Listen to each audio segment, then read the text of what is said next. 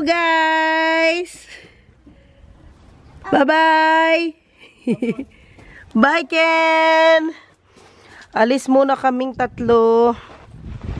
Puntahan namin yung daycare nila kasi kailangan ng pasyalan. Ano yung tawag doon? May appointment kasi kami doon. Daycare. Ay nga, daycare. Yung pag-i-stayan nila Zoe. Dito lang yun malapit sa amin. Ano lang siguro 2 minutes walk lang. Nandun na kami. Kami lang tatlo punta doon kasi nga sinisipon at inuubo na din ng Kenneth. Ayoko siyang ilabas. So dito nga mag-i-stay si Zoe at si Ken for 2 hours kasi from November 1 mag-work na ako. Opo, opo.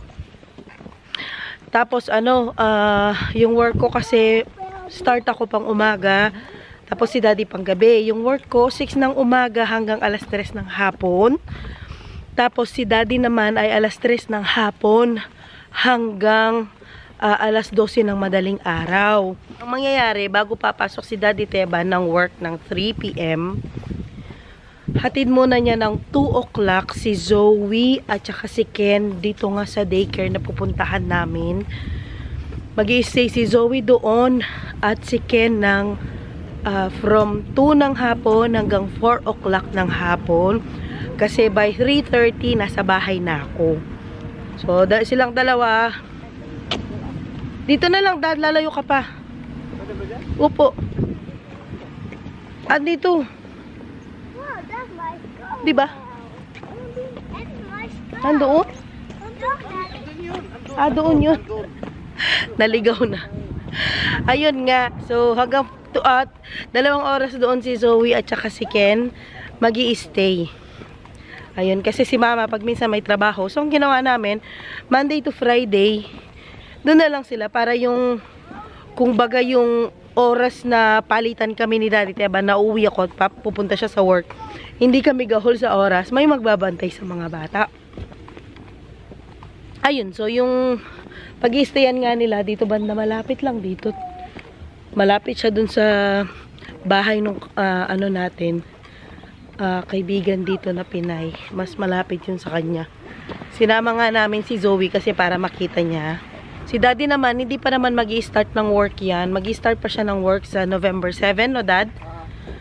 7 pa naman ang work niya. Ako kasi mag-i-start na ng November 1. So medyo kinakabahan ako sa aking bagong trabaho kasi wala akong alam kahit ano. Sa bagong trabaho, parang pa lang ako, trainee, ganyan. Dito pala siya banda. Kala ko doon.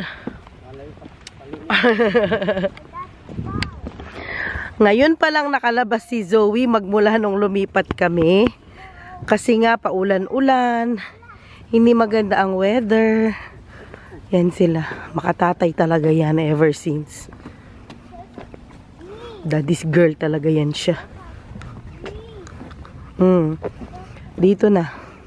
Dito na siya. Ganun lang kalapit. Diba chumika-chika lang ako ng konti. Nandun na tayo.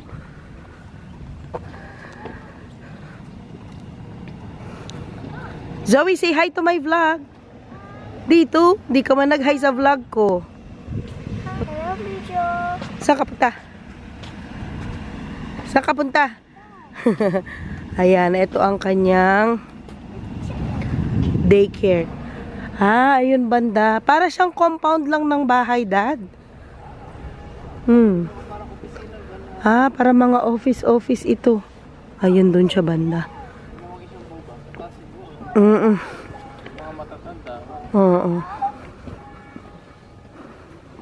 Magalaw pa man din ako mag-vlog pag naglalakad. Pasensya na po.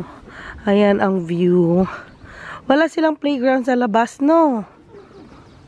Oo, sa bagay. Baka sa likod nga. Pasok na tayo.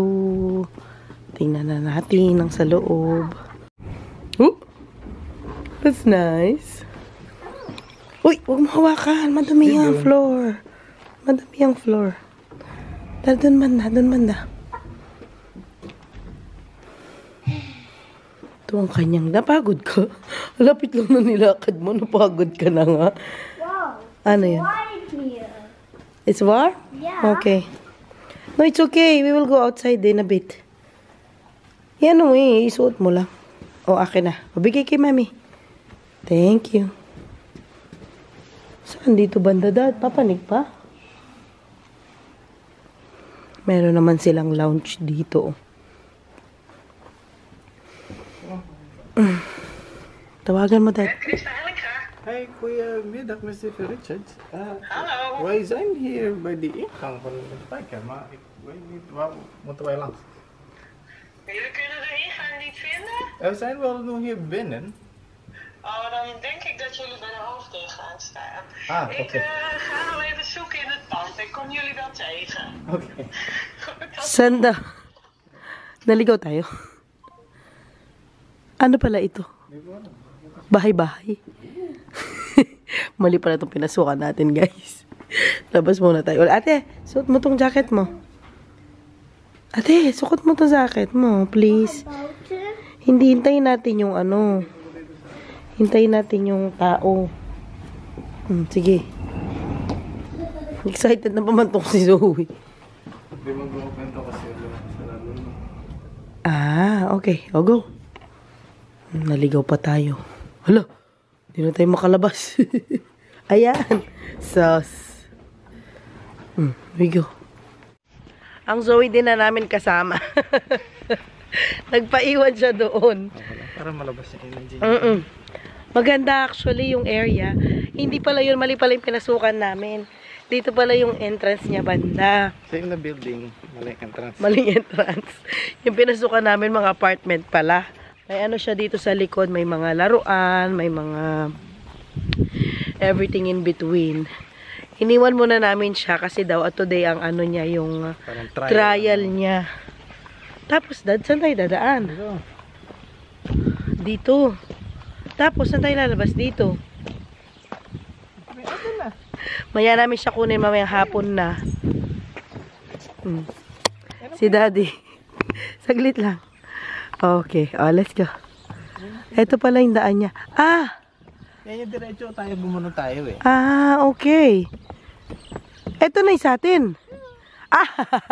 Kalapit lang pala. Ba't tayo umikot? Kasi di natin alam na ito pala yung entrance. Oo. Yan ang entrance niya dito. Hindi pala yun. Kaya pala nagtataka kung daming anyong tubig. Ayan na siya pala. Halapit lang pala natin, Dad. Hindi man 2 minutes walk. 1 minute lang. Talaga maglakad si Zoe. Oo. Ayan o. Dito siya banda. Nice. Hindi mo nakalangkabahan si Zoe. Si Kenneth ang... Na. Si Kenneth kakabahan. Bakit? Okay naman si Zoe. Oo. Super nice. Malapit lang pala.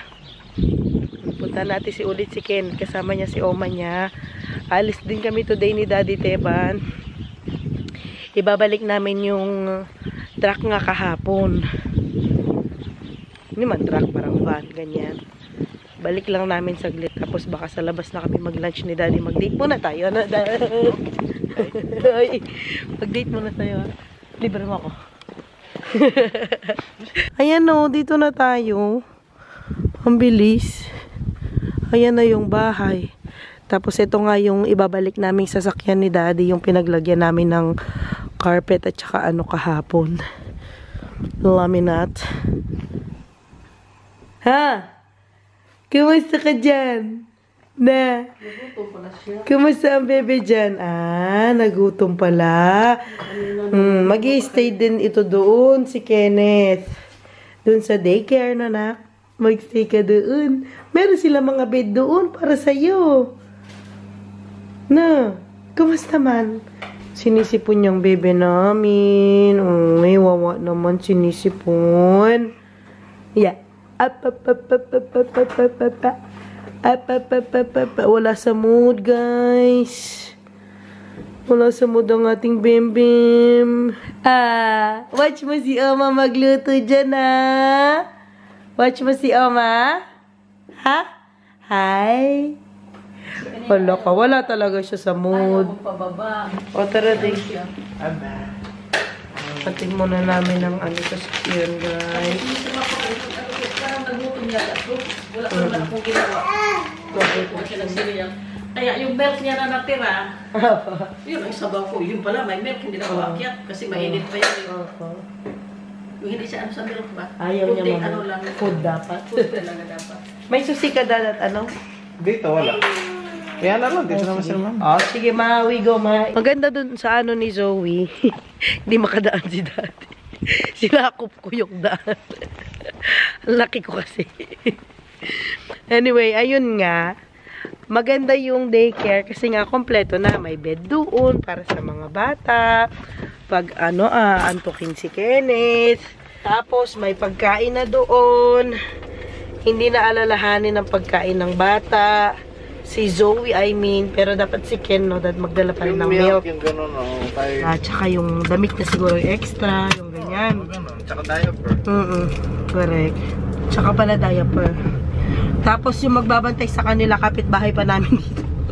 Tapos kasi yung pasok ni Zoe, Monday, Wednesday, Friday, hanggang 12 lang siya, no, Dad? Yeah.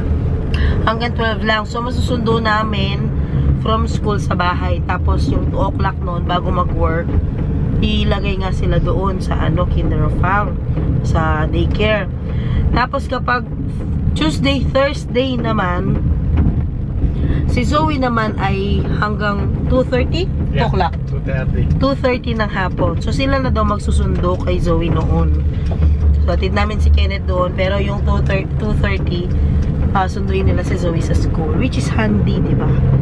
Ayun. So, 2 oras lang sila doon sa ano. Di pa man din nag-toothbrush si Zoe. Buti na natin na nasa kayo pagbubuka ni Zoe. Kasi yung mukha niya, kakakailan niya ng saging.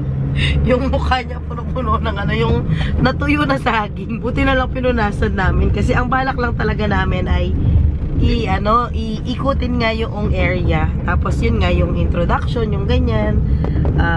Nung magbabantay sa kanya. Actually, 3 silang nagbabantay doon. Yung isa parang Asian, no, Dad?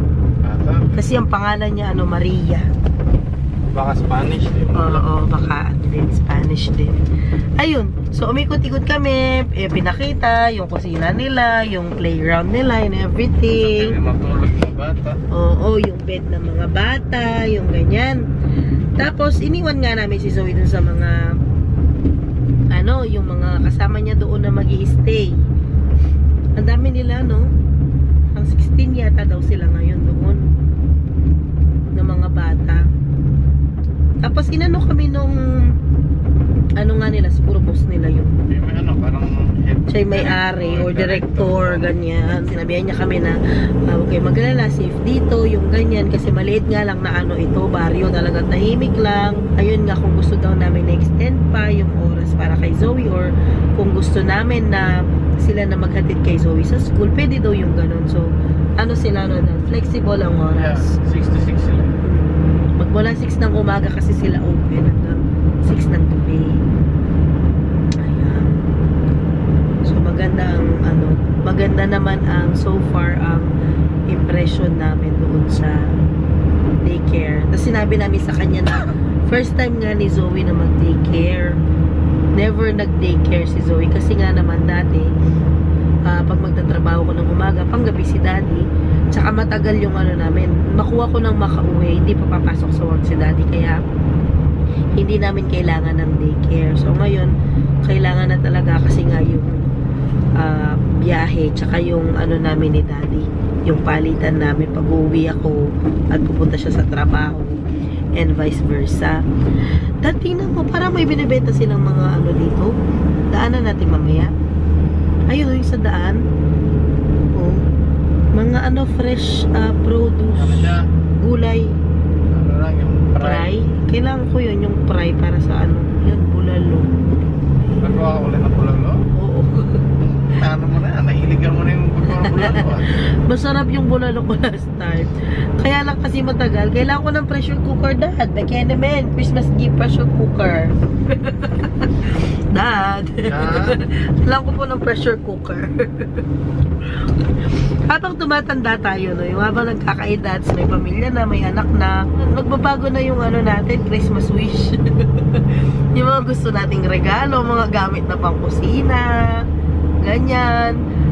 Ayan nga, hatid muna namin itong nirentahan ni Daddy. Tapos mag-lunch na lang kami kasi malilibre daw siya. Pilit. No, Dad? Ganyan lang po yan mag-reply at saka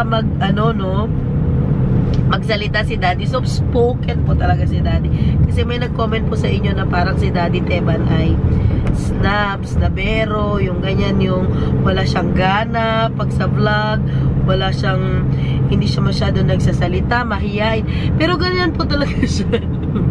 Man of few words po talaga siya. Hindi po talaga siya yung masalita,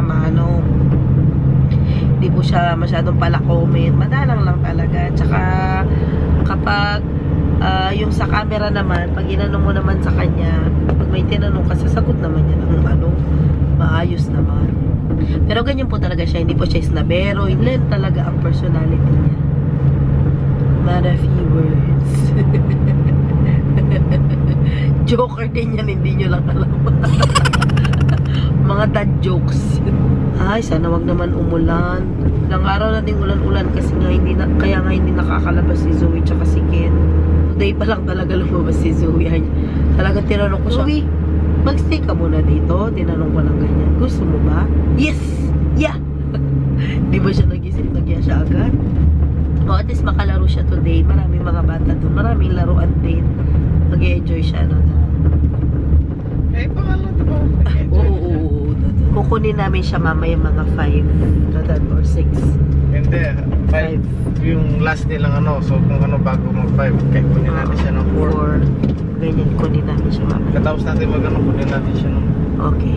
Bago namin soli itong sasakyan, meron pa kami mga kinuwang sa bahay, yung mga pamimigay. Para yung proceeds pamigay sa mga charities nila, yung mga cabinet na maliliit. Tapos yung mga pinaglagyan ko ng mga pots na ganito, mga table na maliliit, ilagay namin dito para meron pa mga makinabang. Sayang! Ano yan? Ilalagay sila dito. Ayan, dito pa, Dad. Ayan siya, bale. Si Daddy. Ayan, ilagay lang sila dito, tapos sila, sinosort nila dyan. Tapos, dun sa door na yon yung papunta sa nila, store. Ay, madami ding nagbibigay ng mga gamit-gamit dito para magamit din ng iba. Ayan yung mga binigay namin dito. Yung mga upuan ni Zoe, tas yung mga ganito, lalagyan ng laruan kasi hindi na kasya dun sa bahay. Dami pa nilang isusort, Kunin pa natin yung iba. Meron pa mga dito, yung changing area ni Kenneth. Kasi hindi naman na pwedeng i-change si Kenneth dun dito. Kasi sobrang, Dad, may sa baba. Toys, ha? Kerry? Ayan, itong changing area niya. Tapos yung cover ng changing area, ibigay din natin dito. Kasi, hindi na namin siya kayang palitan dyan. Sobrang likot na niya. Kaya, pamigay na siya. Ayun. Tapos, itong table namin, itong isang table sa bahay, bigay din natin dito. Tapos, ito, lalagyan ito ng bawang, sibuyas, ganyan. Ayan siya, Extra table. Tapos, pwede siyang ganunin para maging siya, table. Ayan. Tapos, mga tela-tela ito ni Mama. Pamigay na din. Yun lang. Tela-tela pa yun. Mga ito. Ito naman, mga containers. Ito steamer. Ayan. So, tulungan ko muna si Daddy. Ibaba muna namin to lahat at nang masoli na ang truck. Ano yun, Dad? Eto na. Last na. Ito na lang din. Ito siya. Super nice nito. Ayan. Last na ito. Wakaway laman pa. Wala na. May ano din siya gulong. Oh. Kaya lang kasi hindi ko naman na ito kailangan. Meron naman na akong mga ano doon, containers. Okay. Empty na siya. Sarado na natin. Sa wakas, mahatid na rin natin siya.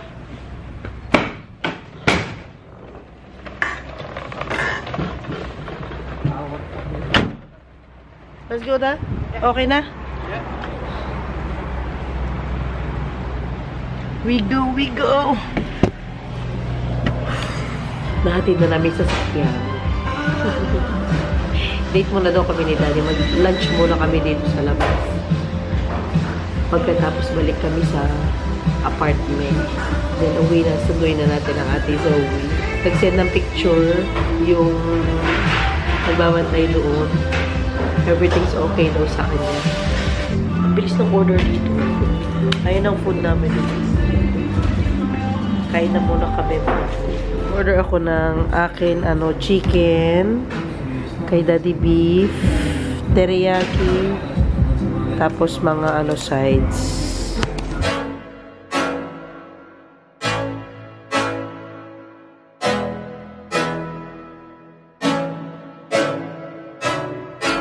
I can't think nothing better than spending my day with you. My life's sunny and better, girl, when I'm with you. She illuminates so bright like a star in the skylines. She got the looks, the good, oh boy, I need her so bad in my life. Shawty, where you wanna go, go, go, go? London, Paris, Tokyo, oh, shawty, we could go. Don't need no luggage, nah, nah, nah, nah. Don't need no stress, girl, nah, nah, nah, nah. Just me and you sounds alright, girl. I want nobody but you. I want nobody but you. Hi! Sa bahay na kami, mga Jo! Sinundo na rin namin ang ate Zoe. Ate Zoe! Kumusta po yung stay mo doon? Good? Anong ginawa mo doon? Play? Play? Ano pa? Did you eat? Yes. Ano kinain po? Ano kinain? Ano kinain? Ano kinain mo doon? Bread? Nag-bread ka po? Ano pong meron sa bread? And oat. Milk? I was like with blockers. Okay. And oat milk. And oat milk. Kapitbahay. Hi! Awa siya nung Sinisipon! Sinisipon! Sinisipon!